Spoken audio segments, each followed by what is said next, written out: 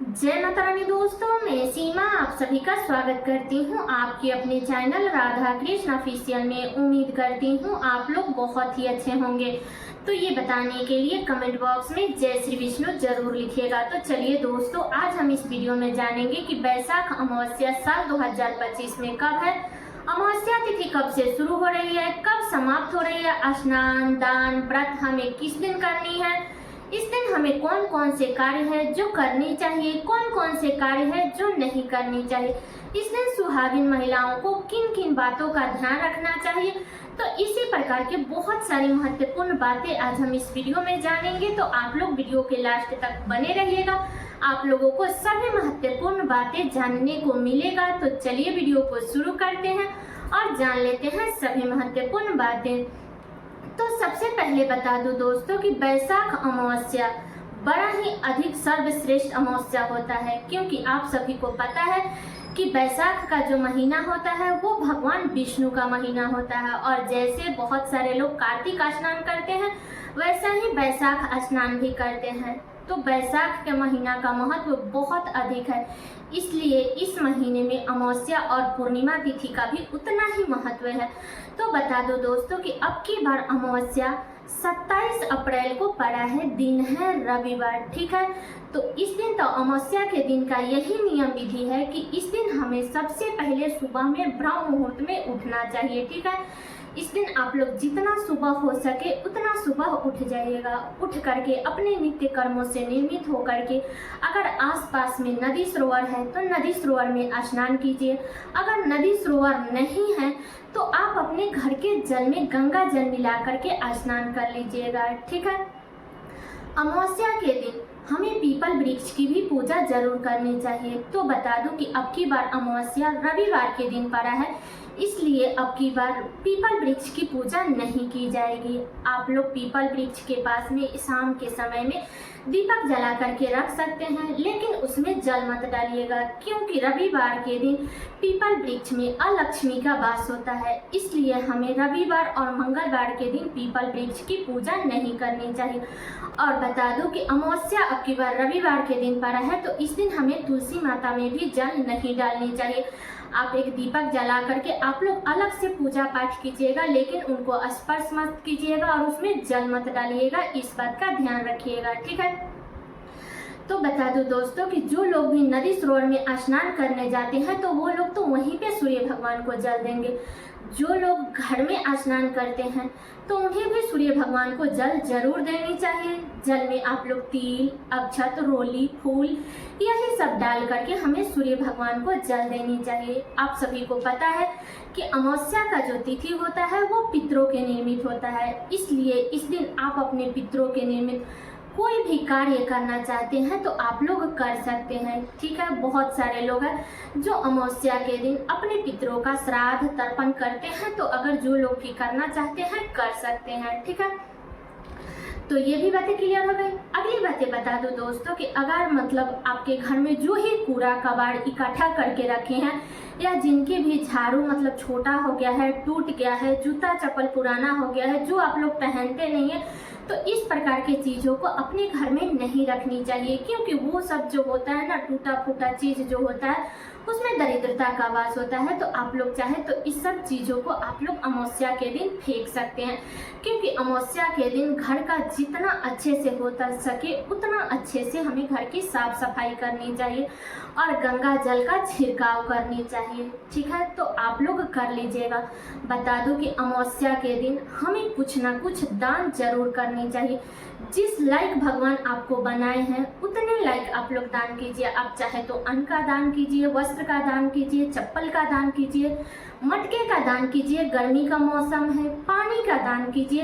अगर आप चाहे तो आप लोग पैसे का भी दान कर सकते हैं। ये नहीं है कि हमारे पास में इतना होगा तभी हम दान पुण्य करेंगे, नहीं, जितने लायक आपको भगवान सामर्थ्य दिए हैं ना, जिस लायक बनाए हैं उस लायक आप लोग दान जरूर कीजिएगा, क्योंकि अमावस्या और पूर्णिमा का जो तिथि होता है वो अपने आप में महान तिथि होता है, इसलिए इस दिन हमें दान जरूर करनी चाहिए। तो आप लोग चाहे तो 2, 4, 5 रुपया का भी दान कर सकते हैं, अन्न का भी दान कर सकते हैं, वस्त्र का भी दान कर सकते हैं। तो आप अपना सामर्थ्य देख लीजिएगा उस हिसाब से आप लोग दान कर लीजिएगा, ठीक है। तो यही सारे कार्य हैं जो हमें अमावस्या के दिन जरूर करने चाहिए। बता दूं कि अमावस्या के दिन आप अपने पितरों के निमित्त अपने घर में कुछ ना कुछ पकवान जरूर बनाइएगा, क्योंकि ऐसा माना जाता है ना कि हमारे पितर घर में सुगंध लेने के लिए आते हैं, तो इसलिए इस दिन हमें अपने घर में कुछ ना कुछ तलना चाहिए, छानना चाहिए। तो आप लोग छान लीजिएगा।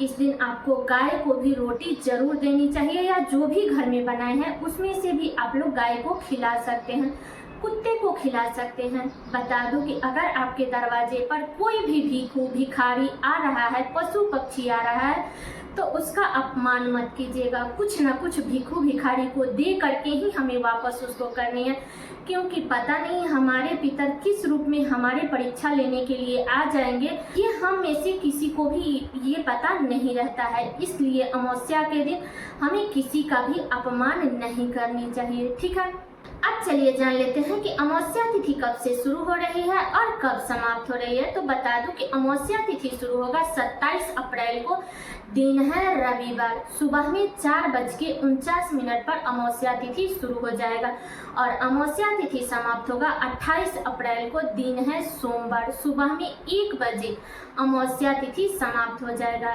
इसलिए अब की दान अमावस्या का व्रत जो लोग भी व्रत रखते हैं, क्योंकि बहुत कम ही लोग होते हैं जो अमावस्या का व्रत रखते हैं, अधिकतर लोग पूर्णिमा का व्रत रखते हैं, लेकिन जो लोग भी व्रत रखेंगे, स्नान दान पितरों के निमित्त कोई भी कार्य करना चाहते हैं, श्राद्ध तर्पण, ये सारे कार्य हमें 27 अप्रैल को करना है, दिन है रविवार, ठीक है। अब चलिए जान लेते हैं स्नान दान का शुभ मुहूर्त, क्योंकि बहुत सारे लोग हैं जो शुभ मुहूर्त में स्नान करते हैं, और सही भी है। हमें ब्रह्म मुहूर्त में शुभ मुहूर्त में स्नान दान करना ही चाहिए। तो बता दूं कि स्नान दान का जो शुभ मुहूर्त रहेगा वो 27 अप्रैल को सुबह में 4:17 से लेकर के और 5 बजे तक रहेगा। तो जो लोग भी शुभ मुहूर्त में स्नान करना चाहते हैं तो इस बीच में आप लोग स्नान कर लीजिएगा, और कोशिश कीजिएगा कि 8 बजे से पहले पहले आप लोग पूजा पाठ ये सारा कार्य कर लीजिएगा, ठीक है। अब चलिए जान लेते हैं कि सुहागिन महिलाओं को इस दिन किन किन बातों का ध्यान रखनी चाहिए। तो सबसे पहला है कि सुहागिन महिलाएं अमावस्या के दिन अगर आटा और सिंदूर का दान करती है तो ये बड़ा ही अच्छा होता है। तो अगर आपके आसपास में मंदिर है तो आप लोग मंदिर में आटा और थोड़ा सा सिंदूर कागज में आप लोग दान जरूर कीजिएगा, क्योंकि जितना आटे का दान हम अमावस्या के दिन करते हैं ना, वो सारे आटा हमारे सिंदूर में बदल जाता है। इसलिए हमें अमावस्या के दिन आटा और सिंदूर का दान जरूर करनी चाहिए। अगर मान लीजिए कोई लेने वाला नहीं है तो भी आप लोग एक कागज में थोड़ा सा सिंदूर रख करके और दान पेटी में जरूर गिरा दीजिएगा, ठीक है। बता दूं कि अमावस्या और पूर्णिमा के दिन सुहागिन महिलाओं को खास करके ध्यान रखनी चाहिए कि उन्हें बाल नहीं धोनी चाहिए। जो लोग भी नदी सरोवर में स्नान करने जाएंगे तो वो लोग तो जब डुबकी लगाएंगे तो बाल तो भीग ही जाता है, लेकिन कोशिश कीजिएगा कि आप लोग साबुन शैम्पू मत लगाइएगा, बचे तो बचाइएगा, उतना जरूरी ना पड़े तो आप लोग मत धोइएगा। और जो लोग भी घर में स्नान कर रहे हैं तो उन्हें तो साबुन शैम्पू यूज नहीं करनी है, और सादे पानी भी अपने सर पे नहीं डालनी है, इस बात का ध्यान रखिएगा, ठीक है।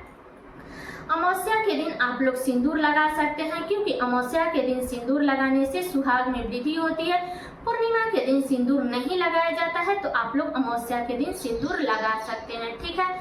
तो ये भी बातें क्लियर हो गई। अगली बातें बता दूं कि अमावस्या के दिन सुहागिन महिलाओं को नोच नोच करके बाल नहीं झाड़ने चाहिए, क्योंकि जितना बाल टूटता है ना तो उससे हमारे सुहाग की क्षति होती है। इसलिए अमावस्या के दिन ज़्यादा नोच नोच करके आप लोग बाल मत झाड़िएगा। ऐसे आप लोग आराम आराम